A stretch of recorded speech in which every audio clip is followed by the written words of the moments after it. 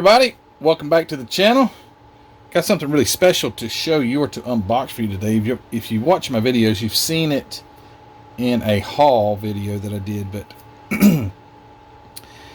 Jeff Elliott sent me this kit a while back, not too long ago, a short while back, and he said, you got to build it. And I said, don't worry, Jeff, I will.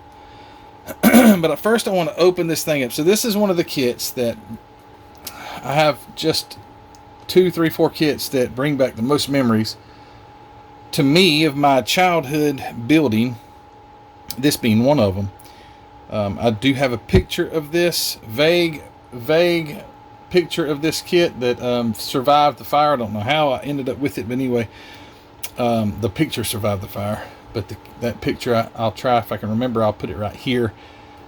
It's there on the shelf. It's hard to see, but you can see Mr. Skeleton leaning up against it, and I tried to build it, you know, box stock basically. I think I painted it. I don't remember what color the plastic was, but this kit is a newer kit. This one was a, let's see, like a 2012 or something release. What does it say that? But it is a much newer, 2012, and it's the same kit though. It's the same Monogram kit. It spit it out of the same molds as the one that I had in my hands as a young child. And I want to open it up, and I want to see if I can remember anything, any key features or anything like that about it. So I'm gonna do something that I don't like to do, and that's open a sealed kit. But I'm going to do it. So here we go. I'm going to open it, and I'm going to check this thing out. I've got to get it into plans to build very soon. How many of you guys built the Boot Hill Express? So the few that I remember so well, the first was the Tom Daniels Red Baron, the 1/24 scale. And it was Monogram. The 32 Ford Vicky, I have a couple of those by AMT. The Bootlegger by Monogram. The 40 Ford that I'm building it again. Bigfoot truck. There's just a few that really stand out. But let's see what this thing's got inside it. Okay, so this is white, not molded. Generally, the modern kits are going to be white. I see Salvino's is molding in color, so you don't have to paint so much. I think painting is a part of modeling that we, you know, if you want to build a snap kit or something, that's fine. But I mean, preferably I like to paint my kits. So let me get the stuff out of here.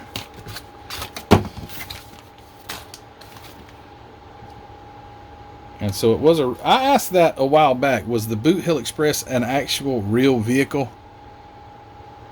I guess that shows that it is. But anyway, if I read this, I'm going to read it. It's not, this is a short little, it's not all this. This is two other languages. It says, this is what happens when you combine the Old West with a modern street rod. Imagine the surprise on the faces of those cowboys when they saw this hearse coming up the street. It was complete with velvet curtains in the windows and carved ornaments on the roof. As this show rod made the rounds, more than one person thought, way to go. Rather than a fresh team of horses, this hearse has a 500 horsepower injected motor to drive it down the road. The power is driven through a 48 Ford rear end, and out to large slicks. The head and tail lamps are the authentic relics imported from India. In the front, there's a solid axle and an old-fashioned Model T steering wheels. So, looks like a real car. I can't remember the comments. You guys loaded me down when I asked about it, who made it, and I forget the guy's name who designed it, but very, very cool car. Very cool model kit. So let me open up. I did notice the wheels and tires here. I guess the inner, yeah, so the wheels are these big. You can definitely tell they stuck with the old the old mold for the tires, because let me try. I can't brighten it up anymore. But the tires are definitely the old style, old bias ply. It looks like actually what they reminded me of is a street tire, or a almost like a tractor trailer tire that had a recap that had no tread put on it. That's what it looked like. And then the front tires are these really small, almost what did it say? Old-fashioned Model T steering wheels. I don't know if that means the actual wheels and tires, but it does look like the treading off from, say, a Model T or a Model A. So there's the tires. I'm not the best at unboxing videos. I'll go right past something, not even notice it, and people will comment and say, why did you skip that or whatever. I apologize. It's just my attention gets thrown off and I'll be somewhere else, rather than I'm trying to see when I unbox this, is there anything that really reminds me of the kit when I built it. There's Mr. Skeleton face. Let me try to, there he is. Skeleton face right there, the whole body of him. He needs a little bit of cleanup. He's a little flashy. He's flashing right now. Quite a bit of flash on Mr. Skeleton, but the other parts look pretty decent. There's the front seat. I think that's the front seat, isn't it? Yeah, sure is. Front seat. There's not very many parts of this kit. I have to get busy and build it. There's the sides of the hearse. Got the velvet curtains hanging. Got those things looking creepy. Trying to lighten this up there. I don't know if it doesn't. This is my phone I'm actually recording with this time. Oh shoot, there's Boot Hill.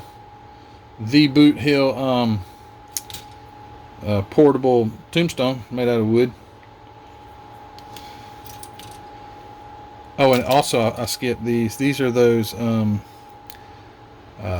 like, they almost look like lamps. Is that what it said it was?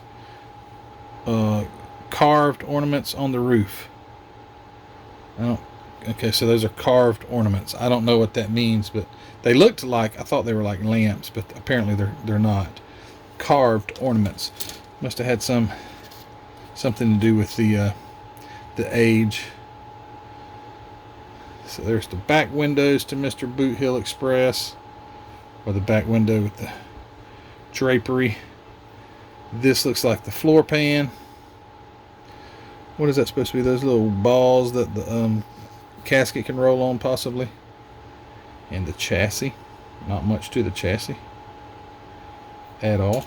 It's going to be a quick video. Well, I haven't done the chrome yet. Here's the engine. And okay, it's a by looking at the valve covers over there, it looks like it's a Chrysler, like a 3. What was the old Chrysler Hemis? 330, something like that. Here is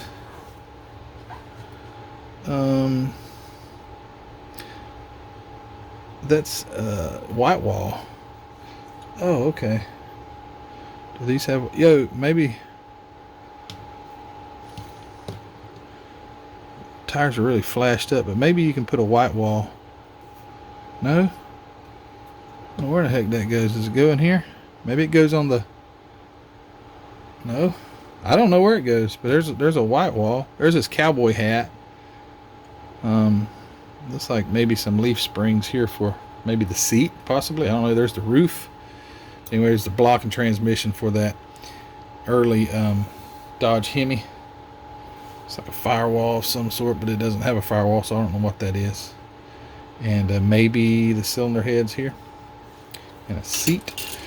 And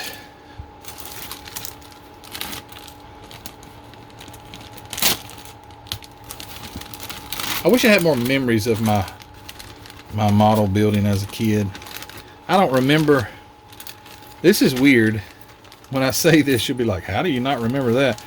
I don't remember ever going to the store and buying a model kit. There's no way you can't remember that. Well, I don't remember it. I don't think my mom and dad just brought them home. I'm sure I picked them out and I built quite a few as a kid, but I don't remember. Chrysler Firepower. So there's your Hemi valve covers. Here's the intake with the fuel injection all on it, and the alternator. Nice set of exhaust for one side here. The chrome is beautiful on this thing. Nice set of chrome exhaust headers. Inner brake mechanisms and wheels. There's your funky leaf springs, kind of a two-stage. Got two sets of leaf springs there. Here's the other manifold. Some parts that are broken off of the tree. Here's the 1948. It said Ford banjo style rear end. I've actually got some of these. I've got two of these that my dad had. I don't know if anybody's interested in a banjo rear end, but I got two of them. One's out of a 36 Ford. I don't know what the other one's out of, but I got two. Also have, interestingly enough, kind of a trivia question. When was the first year Ford, has nothing to do with this model kit, when was the first year that Ford had used the 9-inch forward rear end? I'm giving you time to answer. 1957 is the first year of Ford using the 9-inch rear end. And I think it was in a Ford Ranchero. I believe it's what it was, 57 Ranchero. Did they have a Ranchero in 57? I've got one, the 57 Ford, 1957 9-inch Ford rear end. I have one out there at my dad's, and this ain't, like I say, ain't got a thing to do with this, but it's interesting. It looks a little different. They say street rodders like that 1957 year model because it's more narrow. Anyways, if you guys are interested in a 1957 Ford 9-inch, I got one, complete rear axle. All right, so here is the front axle, or the front wheels, the front leaf spring, the whatever you call these things. What are these? These go on the front of a lot of show rods and stuff. Not ladder bars. I don't know what they're called. Maybe, I'm not sure. There's the lamps for the headlights. Instrument panel, steering wheel, some creepy like design thing here. I don't know where that goes. Where does that thing go? Creepy looking. I don't even see it. Don't see it at all. Huh. I don't know where that goes. This thing here. But anyway, there's the fuel tank. What's this fuel tank called? I just saw someone mention it was Kim over at Kim's Custom Garage. I believe he's the one that said something about what kind of fuel tank that is. But anyway, I ain't got a clue. And some other chrome parts here. There's the front axle. No, that's not the... What's this one for? This is for the rear axle. Okay. Possibly. Yeah, no. What the heck? Does this have more parts in it than for just... I think so. I don't see that. See that really arched spring there?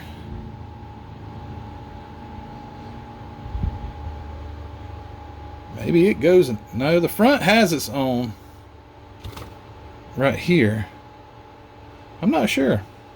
I have to check out the instructions to see. Gas pedal. And here's the injector pipes, or injector pipes. Stacks.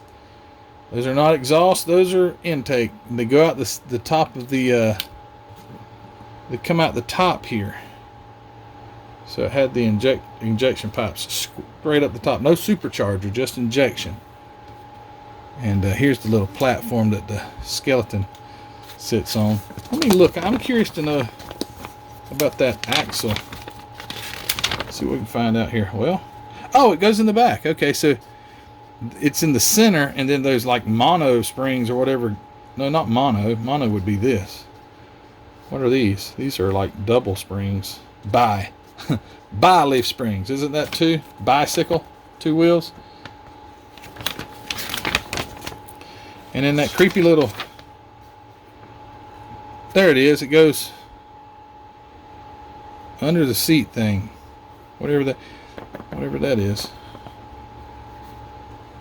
That thing right there. No idea.